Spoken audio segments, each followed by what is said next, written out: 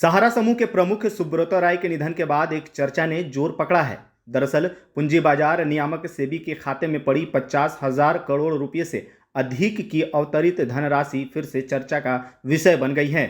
सहारा समूह के प्रमुख के मौत के बाद कंपनी के निवेशकों को अपने पैसे की चिंता सताने लगी है। लोगों के मन में कई तरह के सवाल आ रहे हैं, जैसे क्या सहारा श्री की मौत के बाद पोर्टल के जरिए उनका रिफंड मिलता रहेगा, सेबी के पड़ी सहारा समूह की अवतरित धनराशि का क्या होगा, सहारा श्री की मौत के बाद रिफंड की प्रक्रिया पर इसका क्या असर पड़ेगा, इत्यादि इत्यादि कई तरह के सवाल लोगों के मन में आ रहे हैं। तो आपको बता दें कि केंद्र सरकार की ओर से सहारा रिफंड पोर्टल के जरिए निवेशकों को उनकी राशि लौटाई जा रही है। इसके जरिए सहारा के 4 कोऑपरेटिव सोसाइटी में फंसे निवेशकों को उनके पैसे रिफंड किए जा रहे हैं। इस प्रक्रिया पर सहारा श्री की मौत का कोई असर नहीं पड़ेगा, क्योंकि इस मामले में सरकार खुद सामने आकर पोर्टल के जरिए लोगों का पैसा वापस कर रही है। सरकार ने 29 मार्च को कहा था कि सहारा के चारों सहकारी समितियों के 10 करोड़ निवेशकों को 9 महीने के भीतर उनके रुपये लौटा दिए जाएंगे। आपको बता दें कि यह घोषणा उच्चतम न्यायालय के उस आदेश के बाद हुई जिसमें सहारा से भी रिफंड खाते से 5,000 करोड़ रुपये सहकारी समितियों के केंद्रीय पंजीयक को हस्तांतरित करने का निर्देश दिया गया था।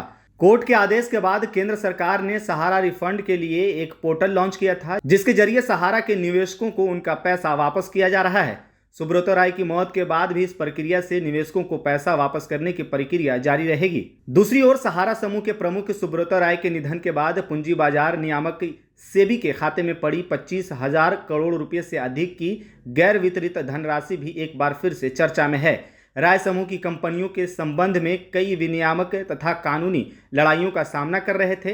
उन पर पॉन्जी योजनाओं में नियमों को दरकिनार करने का आरोप भी लगा था। हालांकि सहारा समूह ने अपने ऊपर लगे आरोपों को हमेशा खारिज किया है।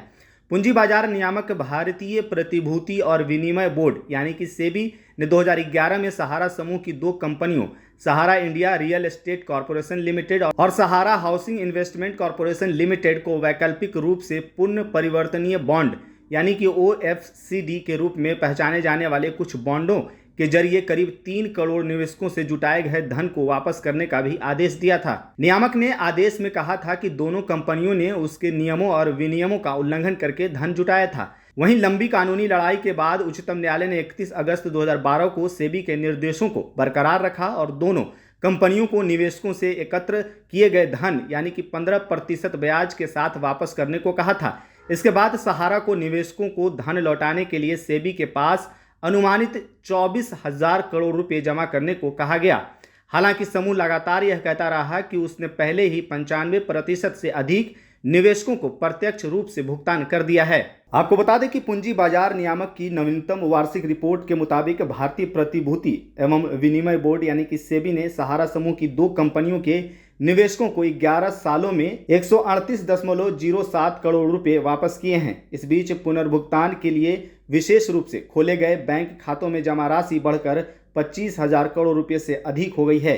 सहारा की 2 कंपनियों के अधिकतर बॉन्ड धारकों ने इसको लेकर के कोई दावा नहीं किया और कुल राशि पिछले वित्त वर्ष 2022-23 में करीब 7 लाख रुपए बढ़ गई है, जबकि सेबी सहारा पुनर्भुगतान खातों में इस दौरान शेष राशि 1,087 करोड़ रुपए बढ़ गई। वहीं वार्षिक रिपोर्ट के अनुसार सेबी को 31 मार्च 2023 तक 53,687 खातों से जुड़े 19,650 आवेदन प्राप्त हुए हैं। इनमें से 48,326 खातों से जुड़े 17,526 आवेदनों के लिए 138.07 करोड़ रुपए की कुल राशि लौटाई गई, जिसमें 67.98 करोड़ रुपए की ब्याज राशि भी शामिल है।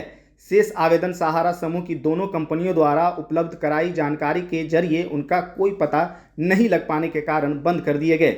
सेबी ने आखिरी अद्यतन जानकारी में 31 मार्च 2022 तक 17,526 आवेदनों से संबंधित कुल राशि 138 करोड़ रुपए बताई थी। सेबी ने कहा कि 31 मार्च 2023 तक राष्ट्रीयकृत बैंकों में जमा कुल राशि करीब 25,163 करोड़ रुपए हैं।